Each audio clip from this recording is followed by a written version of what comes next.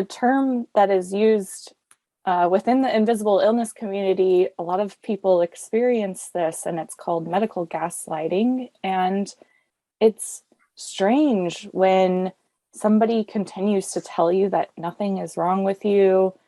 You know, your test results are all coming back normal, and yet something is not right. And so to had me kind of doubt myself that what I was feeling, am I losing my mind in some way?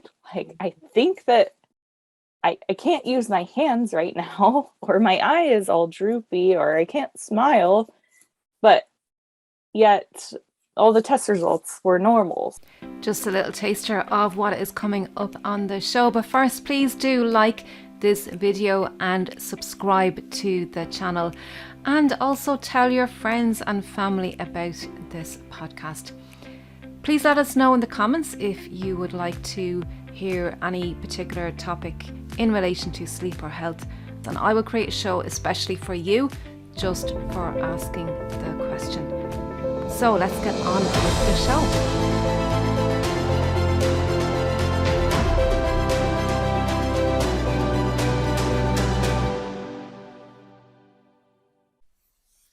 And this episode is brought to you in line with Rare Disease Day, February the 28th. And Rare Disease Day is an observance held on the last day of February to raise awareness for rare diseases and improve access to treatment and medical representation for individuals with rare diseases and their families and carers. And for more information, you can go to rarediseaseday.org.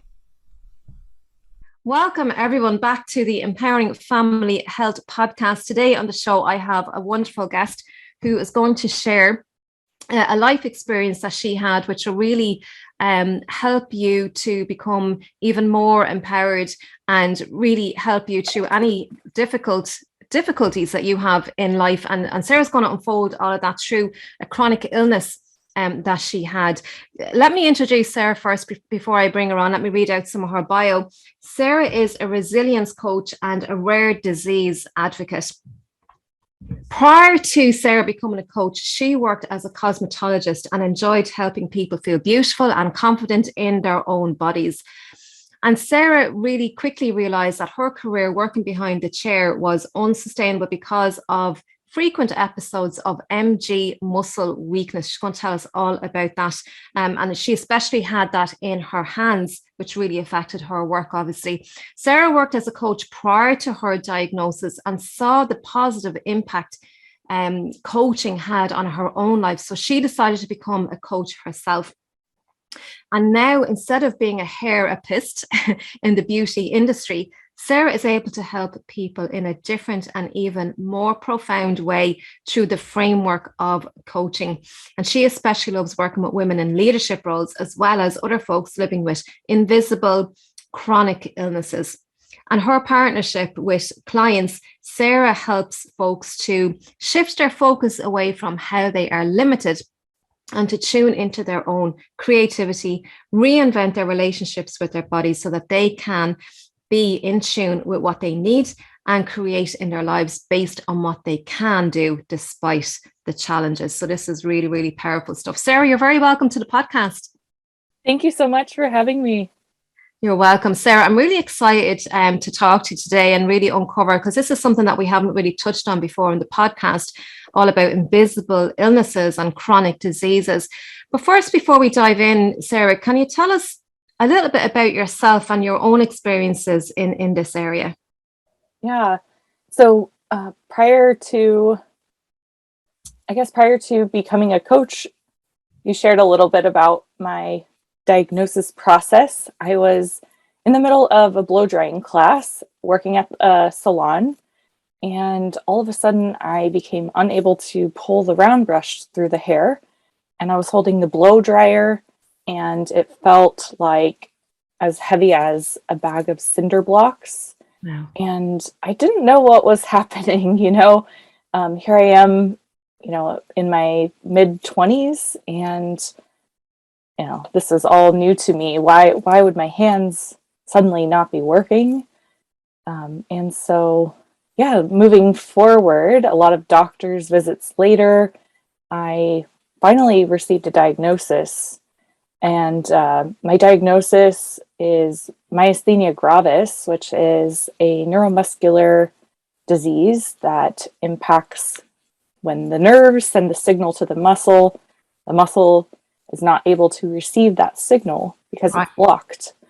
And so I, as a result, experience these episodes of muscle weakness. So it impacts all different parts of my So body. literally your hands just stopped working effectively, is it?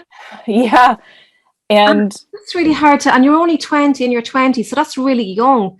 And like most people experience, like diseases we know take, well, some diseases takes a long time to come about to manifest, and people associate these types of, diseases or chronic illnesses with old age. But you were only in your early 20s and you're working in the hair salon. Did you have many episodes of this where you lost the muscle power in your hands? yeah, so um, this disease impacts lots of different muscles in my body. My hands specifically are the ones that it's most Most impactful because of my job, right. working behind the chair and lifting the hair up to provide haircuts to folks. And so that was one of the major impacts. But I also experience various other muscle weakness episodes. So sometimes I get drooping in one of my eyes. It's called ptosis. And it feels like I'm opening my eye. I'm straining to open my eye, and yet it won't open all the way. Wow. Sometimes I experience, facial muscle kind of paralysis in a way, or kind of like droops, or I'm not able to smile my full smile. And so I've had friends and family, we'll be at a family get together and they'll ask me, how come you're not smiling? Are you not having a good time? Yeah. And I'll have to share with them, it's just part of myasthenia gravis. I am smiling on the inside, and it's just a part of this Oh, must have condition. been like, it sounds like a very confusing time for you, Sarah, because you didn't understand what was happening, and just losing this power, and like especially in your hands on the job that you were doing, you absolutely relied on your hands, and we need our hands for everyday use as well. For general self-care, cooking, whatever, holding bags, carrying, we use our hands for so many things. And then when you talked about your face as well, our face tells a lot of stories about how we're feeling, and the smile you're talking about, the smile is the universal language, as we know, and it can tell a lot about, and you're talking about your eyes as well. So, and as a beautiful young woman, I'm sure did this have an impact on your confidence as well? How you appeared, did that have any impact? Yeah, well, it actually took me about 4 years until I received a diagnosis. So that in and of itself was a bit traumatic, really. I kind of started to doubt myself because doctors and folks would say, oh, you must just be stressed, Oh, yeah, yeah. try doing yoga, or, um, take Really? What was take that some like when time off. what was that like when they were saying things like that to you? Did you feel you weren't being heard, or and obviously these are doctors, so these are highly qualified people. Yeah. To hear something like that, what was that like? Yeah, the term that is used within the invisible illness community, a lot of people experience this, and it's called medical gaslighting. And it's strange when somebody continues to tell you that nothing is wrong with you. Your test results are all coming back normal, and yet something is not right. And so to um, had me kind of doubt myself that what I was feeling, am I losing my mind in some way? Like, I think that I can't use my hands right now, or my eye is all droopy, or I can't smile, but yet all the test results were normal. So And this what is is a really happening? common thing, isn't it, with the invisible diseases? And there's many different types of these, many different names or labels or whatever you want to call it. I know there's a good friend of mine who suffers a lot with fibromyalgia. That would be another Yeah, one. absolutely. Chronic pain, and me as a sleep coach, there's a lot of people with chronic pain, and it interferes with that sleep cycle, and it's a vicious cycle, because then when you're not getting enough sleep, it really impacts the pain. You're more sensitive to the pain, and it's just a vicious cycle. And you were saying, that am I losing my mind? I mean, that must be, like, so obviously that's impacting on your mental health then as well. Yeah. So did you obviously went through a period where like, did you like self-doubt, you said, so did you go through like any anxiety or depression or that type of mental health as well? Yeah, absolutely. And I have worked with my therapist about this, and I feel good about where my mental health is now. Actually, receiving the diagnosis was, in a way, a relief and felt really validating.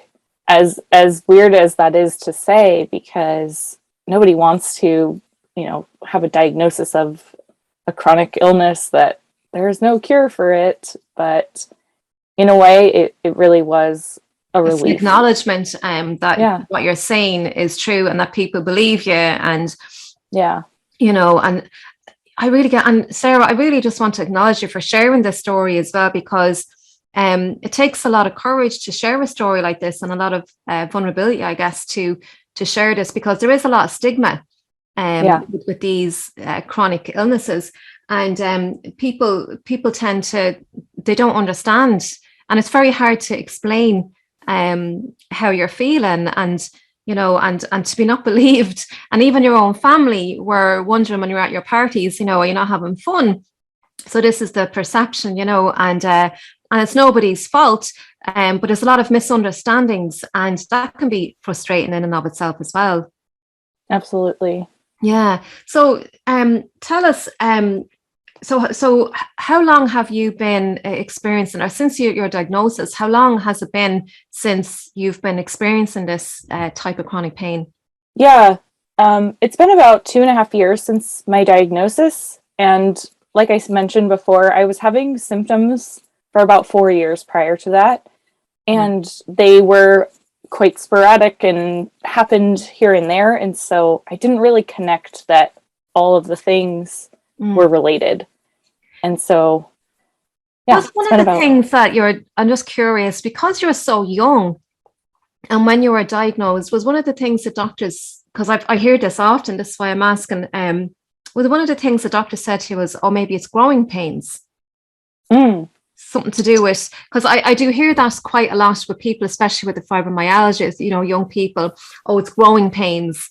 And but yeah, it's still there like years later, and how long do growing pains last? I was just curious, is that something, because I know a lot of doctors, and then when you said, oh, it's probably stress, go home and do some yoga, this type of thing, and then it impacts the mental health as well, because you've all that stuff. So there's a lot going on, Sarah. Like, there's really a lot going on. And especially what I'm hearing as well is a feeling of unsupported by, and your family not understanding it maybe on one level. And especially when you didn't understand it completely yourself. And I really hear when you got the diagnosis that it was a bit of a relief, because there definitely was an acknowledgement there, and there was a name for the disease, so they were able to tell about the muscle losing the neural connections, not feeding to the neurons and the muscles and all that kind of thing. So Sarah, what kind of help did you get after the diagnosis? What kind of help and support did you start to find afterwards to help you with this diagnosis?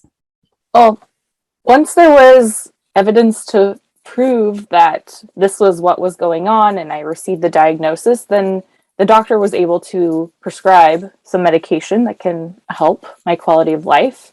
I take medication several times per day, every few hours. And so wow.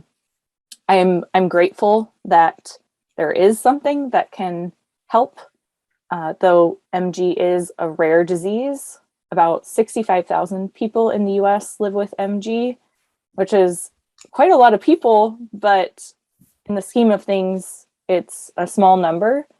And as well as, not just medication and treatments, but I started looking into different kinds of support groups within different MG organizations and connected with other people in the community who are also living with this. And that was really helpful, that I'm not alone in this, that there are other people who know exactly what I'm talking about when, my eye is doing the thing again, or, my hands aren't working, or I really get that. I really get, because like you have somebody else saying, me too, like I get what you're saying. I understand. And you can talk openly about it, like really openly, because they get you. So I can hear how the communities and other people who have this as well really help, because there's an understanding there, and you can help and support each other. Yeah, absolutely. And then also there was a documentary that was released not too long ago, and it's a mini docu-series, and they follow 3 different folks living with MG, and it is called the snowflake disease because it shows up so differently and uniquely in each person. And so it was really awesome. I shared the video, the docu-series, with my family, and they were able to watch and kind of understand from a few different people's perspectives what the experience was like. And as well as I've been just kind of generating community amongst people with MG, other invisible illnesses, because while other people with other autoimmune diseases or disorders and other, like you mentioned, a friend that had fibromyalgia, while the disease itself is different, the experience that we're having is very similar. Yeah. What was the name of that docu-series that you're talking about? I cannot recall. Maybe you can find it and send I will definitely share it with you. And I'll put it into the show notes of this, because this would be very helpful for a lot of people who are watching. That'd be really helpful. But it's a great resource to have to share with people who you're trying to explain, or people in your close community, like your friends, your family. It sounds like a really great resource to have. Sarah, I just want to touch on Picnic Health. Can you tell us a little, because I was doing a little bit of research on you before we met, and I've seen that you're involved in Picnic Health. Can you tell us a little bit about that? Yeah, Picnic Health is a really awesome company that they compile all of our medical data into one convenient location that we can access on the cloud. It's all very HIPAA compliant and anonymous. But like, as someone like me who goes to various doctors and specialists, sometimes it's challenging to remember this doctor said this and this doctor prescribed this. And, so the Picnic Health platform is a way to kind of organize all of that into one convenient place. So for me as the patient, that is really helpful. And then on the other side of things, what they are doing is they are taking this data from groups of people who are living with different diseases, such as MG, and they're partnering up with life science companies who are studying and looking for different patterns and trends within different communities to then take that information and they can use it to develop new treatments.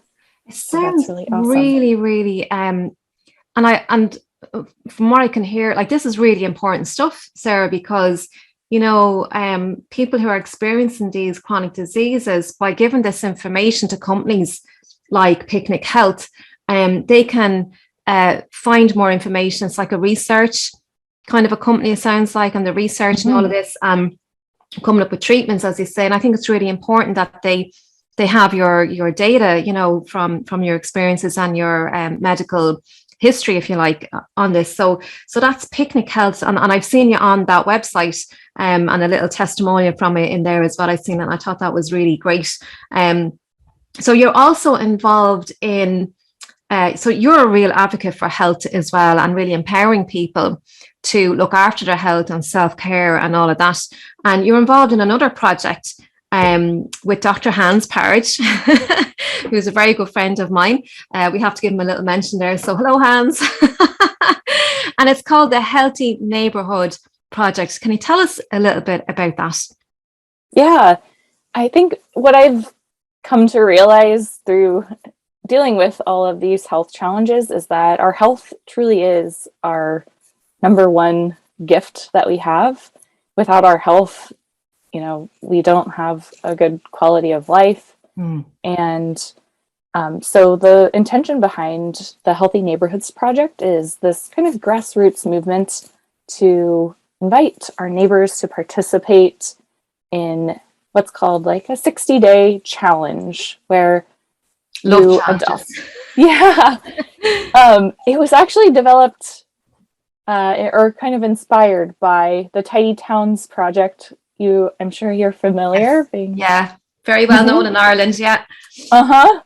And so the point of it is to raise our health awareness and take action in some way. So you select a lifestyle change that you're going to make, and we make it into a fun challenge. We kind of gamify it, and we are able to have an objective measure of skin carotenoid score.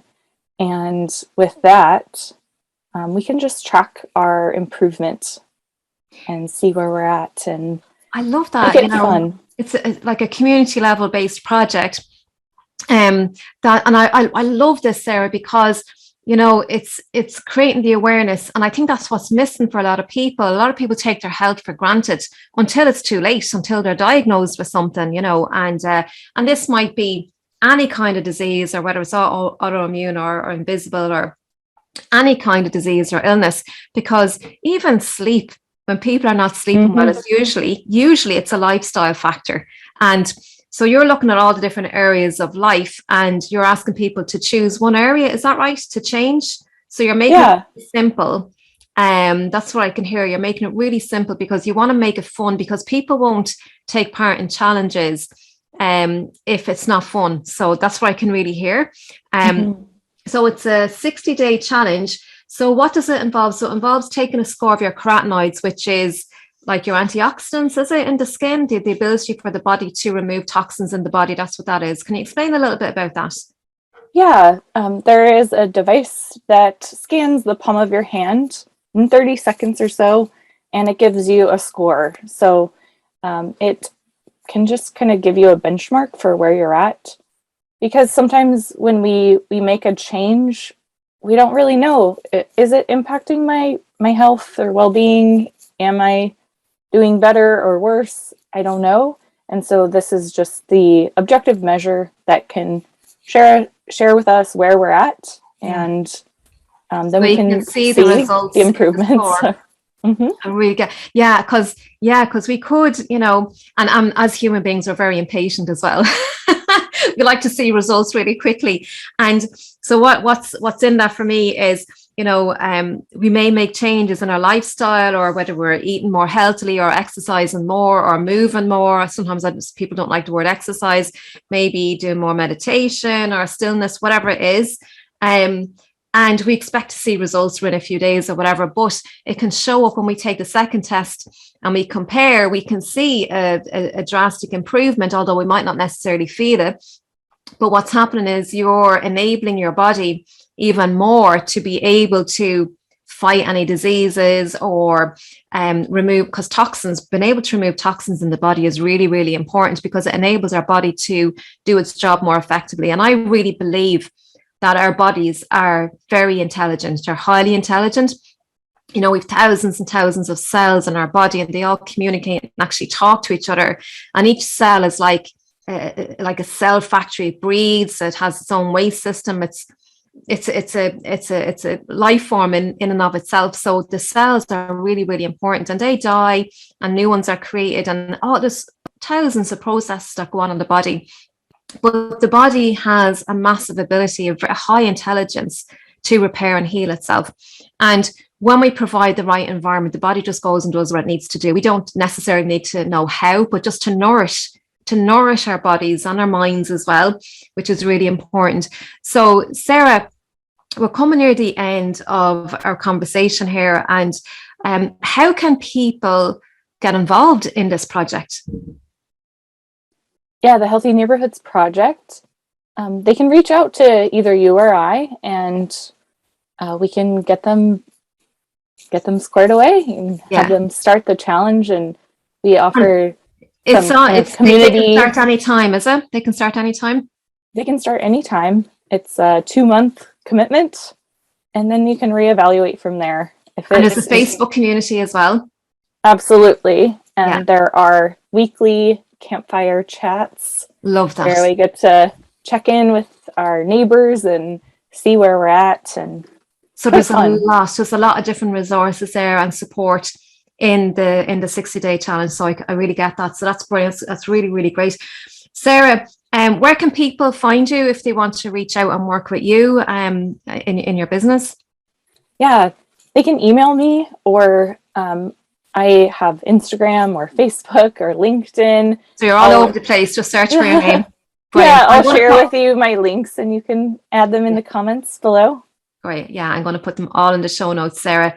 Sarah, I just want to really acknowledge you for the story that you're telling about your life story, to really share that with people, because I think it takes a lot of courage, and you've been through a lot, and I can't even imagine what it's been like for you, Sarah. And like, you're still living with that day to day. And I just really applaud you for speaking out about it and empowering people and giving people the courage to speak out about it as well, and to connect with other people who have a similar disease or an invisible illness, as you say, because it can be a very lonely place, I can imagine. So I just really want to acknowledge you for that, and the courage to share your story, and also the project that you're involved in with Dr. Hans as well. And of course, I'm involved in that as well. So I just really wanted to mention that, because I think it's fairly new. In the last couple of months it's been going, but it has a lot of potential. And I think that the community level is really where, like, God, when I was growing up, we had great community connections, and it was all lost over the years, but I think it's coming back again. So I think community support is absolutely essential in our survival, in our thriving in life. Don't even like the word survival, but thriving in life, because there's a lot that we can do for each other, and especially when it comes to support as well for our well-being, physical, mental, all of that, because we're dealing with a lot of things. So Sarah, thank you so much for being with me today, and have an absolutely fantastic day, and we'll speak to you again soon. All right. Thank you so much. Take care. Take care. Thanks, Sarah. Thanks. I do hope you are enjoying these conversations, and to help me continue putting these videos and audio podcasts together, I do have an ask. I do need support to help me to keep bringing you knowledge and insights. There is a Patreon link, patreon.com/empowering family health, or you can make a donation via PayPal. All the links are in the description and the pinned comment. You can do a one-off, or you can do a monthly support. So I'd really appreciate that. Thank you, and have a wonderful day. Take care.